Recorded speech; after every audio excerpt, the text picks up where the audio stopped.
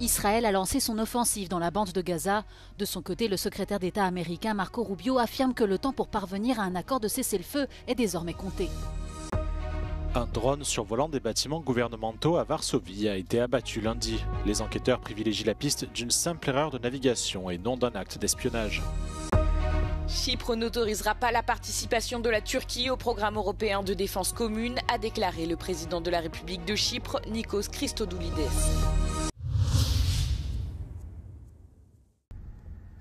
Gaza brûle. C'est avec ces mots que le ministre israélien de la Défense Israël Katz a confirmé le début des opérations israéliennes appelées chars de Gideon 2 dans la ville de Gaza ce mardi au petit matin.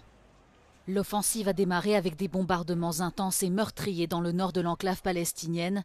Selon la défense civile de Gaza, contrôlée par le Hamas, au moins 41 personnes ont été tuées depuis minuit. Une incursion encouragée par la visite de Marco Rubio à Jérusalem ce lundi. Le secrétaire d'État américain a réitéré le soutien indéfectible de Washington au gouvernement de Benjamin Netanyahou pour éliminer le mouvement islamiste, mais a également rappelé que le temps pour parvenir à un accord de cessez-le-feu est désormais compté.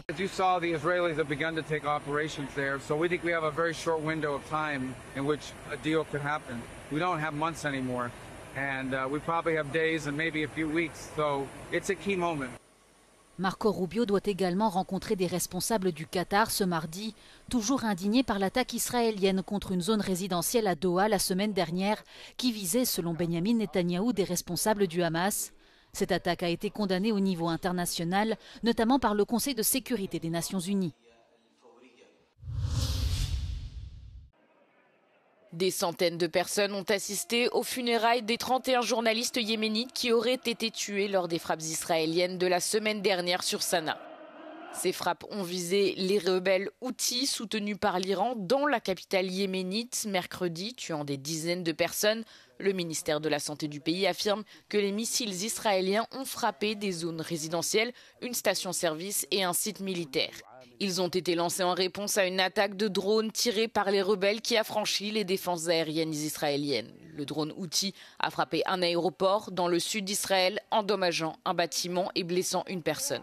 Le groupe soutenu par l'Iran affirme qu'il continuera à viser Israël jusqu'à ce qu'elle mette fin à son offensive sur Gaza, qui rentre le mois prochain dans sa 3e année. Qatar's Emir opened Monday's emergency Arab Islamic summit by reminding heads of state and dignitaries of the September 9th Israeli airstrike on Doha. Sheikh Tamim bin Hamad Al Thani condemned the attack as blatant, treacherous, and cowardly.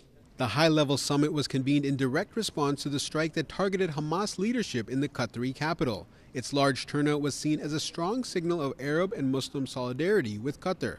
The Emir accused Israel of deliberately targeting negotiators and undermining peace efforts, but stressed that Qatar will continue working with the U.S. and Egypt on a possible ceasefire between Israel and Hamas. هو أن رئيس الحكومة الإسرائيلية الذي يتباهى بأنه غير وجه الشرق الأوسط في العامين الأخيرين يقصد فعلا أن تدخل إسرائيل في أي مكان شاءت ومتى شاءت. إنه يحلم أن تصبح المنطقة العربية منطقة نفوذ إسرائيلية وهذا وهم خطير. We highly appreciate, of course, the very strong messages sent by the leaders today in their speeches, and the summit made for, at least for today, Qatar the capital of Arab and Islamic solidarity. And it's a very important symbolic step to send a very clear message to the international community that we will not be left alone, but we are also not going to allow Israel to continue with impunity with its aggression on the region as a whole. I think it is important for all of us to realize that we might be entering into a new phase after such a summit, because it is obvious that the old ways of dealing with the occupying power of Israel is or are unacceptable, and they did not really yield any positive results so far. As the summit wraps up, questions remain over what actions will actually follow. U.S. Secretary of State Marco Rubio is expected in Qatar on Tuesday on the back of his meeting with Israeli Prime Minister Benjamin Netanyahu. Adel Halim, Euronews, Doha. Les autorités polonaises ont abattu lundi un drone qui survolait des bâtiments gouvernementaux à Varsovie. Le service de protection de l'État a arrêté un Ukrainien de 21 ans et une Bélarusse de 17 ans qui pilotaient l'appareil sans autorisation. Le parquet de Varsovie privilégie pour le moment la thèse d'une simple violation des règles de la navigation aérienne et non d'un crime d'espionnage. L'incident a cependant provoqué une vive inquiétude en Pologne, 5 jours après l'incursion de 19 drones russes dans l'espace aérien du pays. En réponse à ces incursions qu'il qualifie d'inacceptables, le chef de l'OTAN, Mark Rutte, a annoncé la mise en place de l'initiative Eastern Sentry. Ce programme, qui implique plusieurs pays dont la France, le Danemark, le Royaume-Uni et l'Allemagne, vise à décourager de nouvelles incursions russes sur le territoire européen. Chypre n'autorisera pas la participation de la Turquie au programme européen de défense commune tant qu'elle continuera à menacer les États membres de l'UE, a déclaré le président de la République de Chypre lors d'une conférence de presse conjointe avec le président du Conseil européen Antonio Costa. Nikos Christodoulides a établi un parallèle avec l'invasion russe de l'Ukraine. Antonio Costa a également adopté une position claire.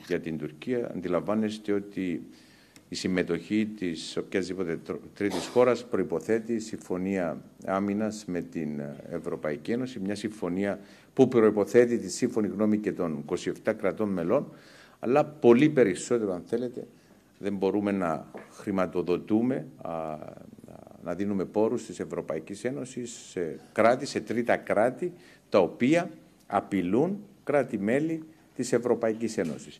Είναι λες και γιατί δεν υπάρχει καμία απολύτως διαφορά η Ευρωπαϊκή Ένωση να χρηματοδοτήσει την αμυντική βιομηχανία της Ρωσίας, η οποία όχι τρίτο κράτος, αλλά έχει εισβάλει παράνομα σε έδαφος χώρας της περιοχής. Άρα αντιλαμβάνεσαι ότι από αυτά τα δεδομένα δεν μπορεί να υπάρξει μια τέτοια χρηματοδότηση. The rules of SAFE program are very clear. They are open for third countries. But for third countries who don't represent a threat for the security of each member state, then states that are offending or threatening the security of a member state cannot allow to use SAFE. And to use SAFE, the third countries need to sign a defense agreement who must be approved for all member states. Le principal sujet des discussions a été la présidence chypriote de l'UE au cours du premier semestre 2026 avec des questions cruciales à résoudre. Στο πλαίσιο αυτό συζητήσαμε ορισμένους από τους βασικούς φακέλους στους οποίους θα διαχειριστούμε ως Κυπριακή Προεδρία, όπως το νέο πολιετές δημοσιονομικό πλαίσιο. Αναμένονται δύσκολες και μακρές συζητήσεις κατά τη διάρκεια της Προεδρίας μας. Συζητήσεις οι οποίες είναι καθοριστικές για την χρηματοδότηση, αν θέλετε, των συλλογικών μας προτεραιοτήτων τα επόμενα χρόνια.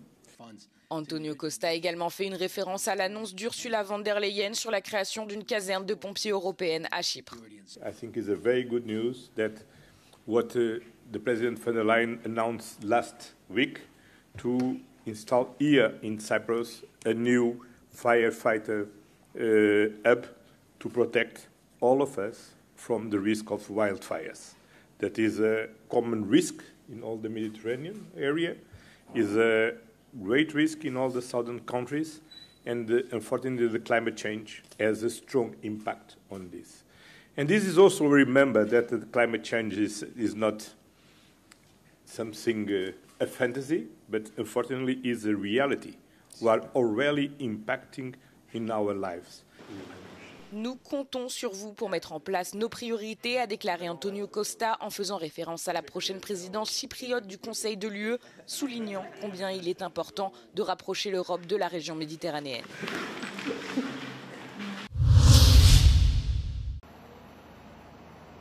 Donald Trump a déposé lundi une plainte en diffamation de 15 milliards de dollars contre le New York Times et 4 de ses journalistes. Le président américain accuse le quotidien d'être un porte-parole du Parti démocrate, qu'il qualifie de formation de gauche radicale. La plainte déposée en Floride cite plusieurs articles du New York Times et un livre écrit par 2 de ses journalistes pendant la période précédant l'élection de 2024. Donald Trump reproche au journal d'avoir soutenu sa rivale Kamala Harris et d'avoir mené ce qu'il considère comme une campagne médiatique ciblée contre lui. Il y a quelques jours, le quotidien a révélé avoir été menacé d'une action en justice par la Maison-Blanche pour avoir publié une note que Donald Trump aurait offerte au délinquant sexuel Jeffrey Epstein. Le président américain a également poursuivi le Wall Street Journal pour la même raison, tandis que 2 autres affaires contre les chaînes de télévision ABC et CBS News ont été réglées à l'amiable pour 15 et 16 millions de dollars respectivement. Il était l'un des visages les plus connus du 7e art et l'un des acteurs les plus récompensés.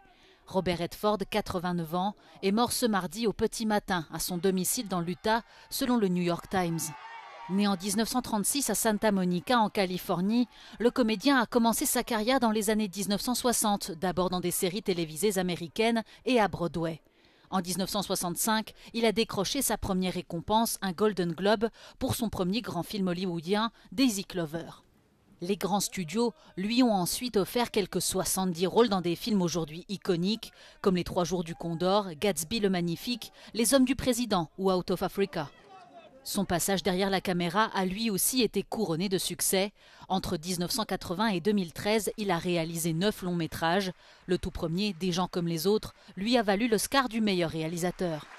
Robert Redford était également une grande figure militante aux États-Unis, œuvrant pour des causes environnementales, pour la défense des peuples amérindiens et pour le cinéma indépendant. Il a notamment fondé le Sundance Institute qui parraine le mythique festival du film de Sundance depuis 1985.